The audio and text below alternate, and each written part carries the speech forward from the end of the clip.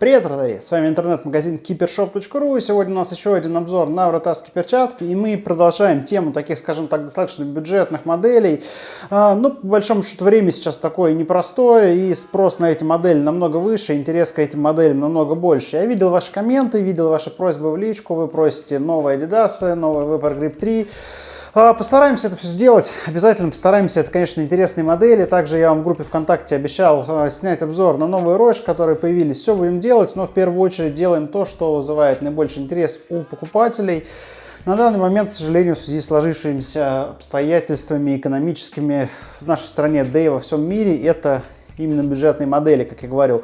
И в данном видео мы будем рассматривать модель от компании Chosoccer. Бюджетная модель стоимостью в районе 3000 рублей. Модель, которая называется One Protect Flat, нового поколения. Вот, собственно, она. Перчаточки с защитой. Ну и по традиции смотрим крупным планом, а потом подробно обсудим. Поехали!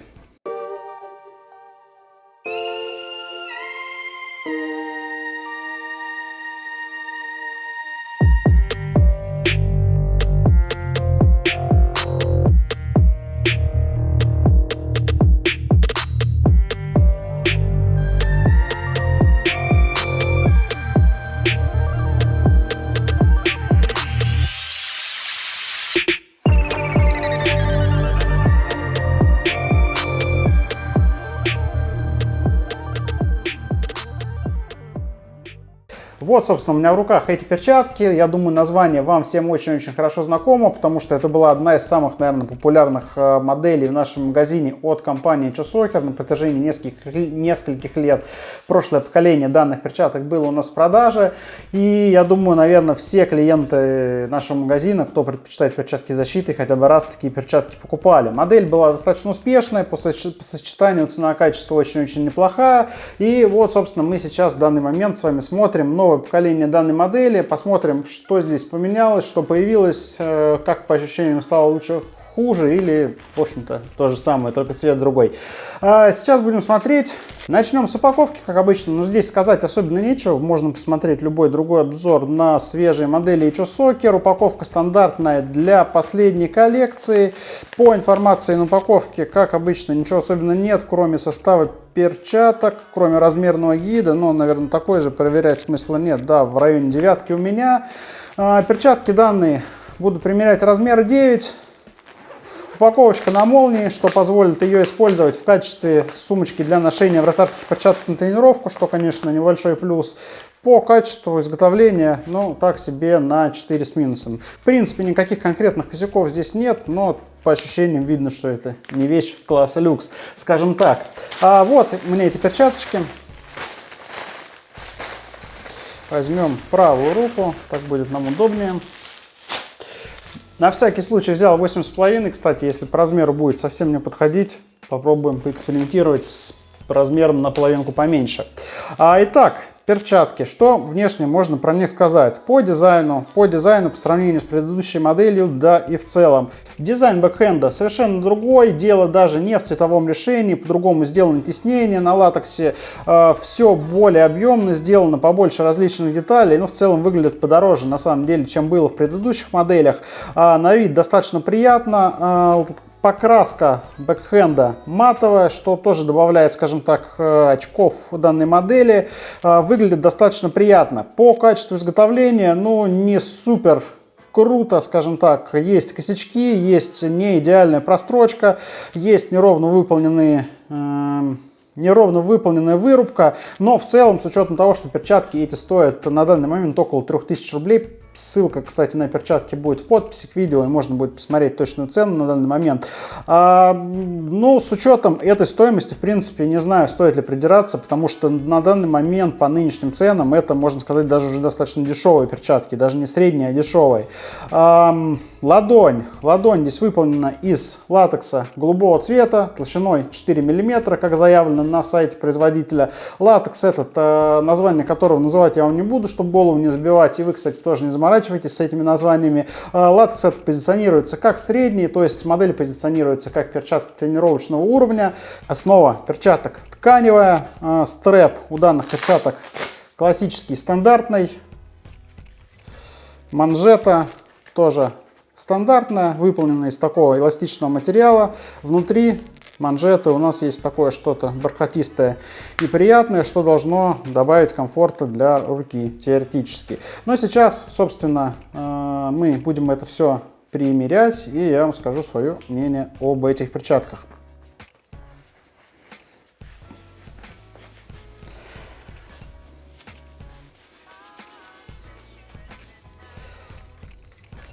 Ну, первое сразу, что я вам скажу по размеру, я тут даже 8,5 он приготовил, совершенно они мне здесь не пригодятся, потому что 9 прям впритык вообще сели, 8,5 тут просто некуда.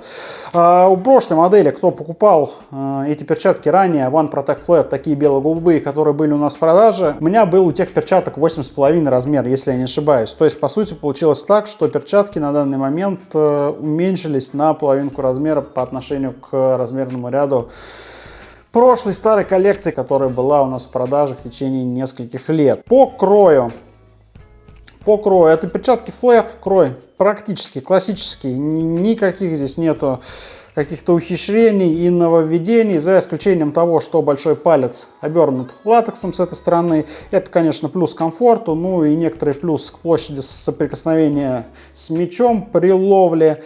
И добавилась такая вот здесь резиновая накладочка, такая площадочка сделана из плотной резины на нижней части ладони. Сделано это, как нетрудно догадаться, для улучшения износостойкости этой части, но по большому счету на самом деле это особенно никак ни на что не влияет, потому что эту часть вы совершенно ничего не ловите, и с мечом она практически не соприкасается. То есть беречь латекс в этом месте нужды, как бы, собственно, казалось бы, и немного.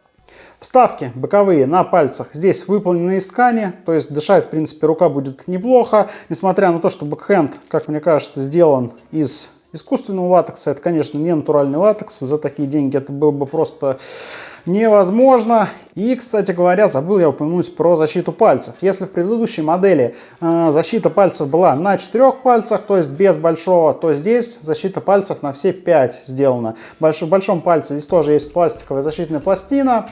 Защита здесь, кстати говоря, несъемная.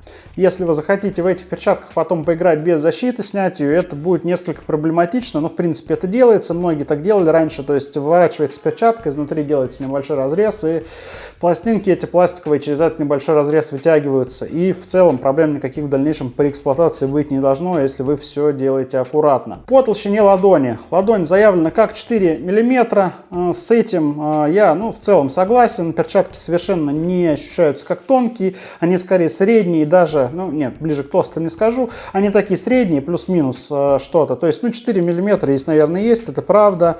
Даже тут я вижу какая-то небольшая подкладочка есть из такого вспененного материала под латексом. То есть, честные 4 мм. В принципе, с поглощением ударов все должно быть неплохо. Для тренировок даже на неплохом уровне это подойдет.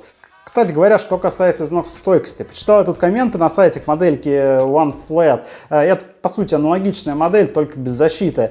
И, собственно, мнения разделились, как это частенько бывает. Но, ребят, я вот просто читаю комменты, реально удивляюсь. Кто-то перчатками доволен при тренировках 6 раз в неделю, и при этом они у него как бы рвутся там через месяц. Но я реально как бы что вы просто ожидаете? Вы 6 раз в неделю тренируетесь, причем это тренировки. То есть это не то, что как бывают некоторые игры, когда вы вообще вступаете в игру там несколько раз за матч, да, то есть это реально тренировки, вы делаете какие-то упражнения, то есть регулярно у вас перчатки с газоном, собственно, соприкасаются. И при таком режиме люди пользуются как бы перчатками месяц практически каждый день и говорят, что они плохие. Но я тут как бы не знаю, что сказать, просто какие тогда хорошие. Но вот если перчатки, которые продержатся хотя бы там, я не знаю, полгода при использовании каждый день. Также еще человек пишет, я в перчатках проиграл, грубо говоря, полгода, и вот там под конец латекс весь там полностью износился, но вот перчаток хватило на полгода, перчатки плохие, оценка там, не помню, 2 балла или 3 балла. В общем, не суть. Реально, я не понимаю, что вы ждете от перчаток, особенно при стоимости там около 2,5-3 тысяч рублей. По-моему, когда их хватает на полгода, это просто 5 звезд из 5 возможных.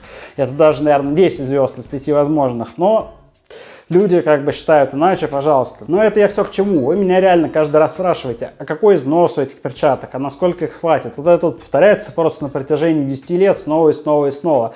Вот просто посмотрите на эти комменты. Реально люди перчатками пользовались. То есть одни пишут 5 звезд, отличные перчатки, там все супер, другие пишут 2. Вот как в такой ситуации можно вам реально что-то подсказывать? Я могу лишь в очередной раз повторить, что если вы говорите про износ перчаток, то это миллион факторов. Ваша техника, поле, на котором вы играете, режим использования перчаток, количество тренировок в неделю, то, как вы за этими перчатками ухаживаете и так далее, и так далее. Все это на износ перчаток влияет. И каждый раз это абсолютно индивидуально. Тут просто очевидно, что ладонь перчаток сделана из очень мягкого материала. Ну, тут просто можно даже руками потрогать и это понять. И реально даже одно падение неудачное может как бы приводить к достаточно серьезным повреждениям латекса, и ничего вы с этим никогда не сделаете. Ну, просто такова как бы реальность, да. Поэтому каждый раз, когда вы спрашиваете, какой у этих перчаток износ, имейте это все в виду, что у одних один износ, у других другой износ. Я сейчас не про перчатки, я сейчас про людей, про вратарей в частности. Одному все понравилось, другому нет. Ладно, немного я отвлекся от темы, подгорает, так сказать. Что касается посадки этих перчаток, как вы могли догадаться, с учетом того, что я сказал, что 9 размер налез и так достаточно впритык, перчатки эти сидят на руке достаточно плотно.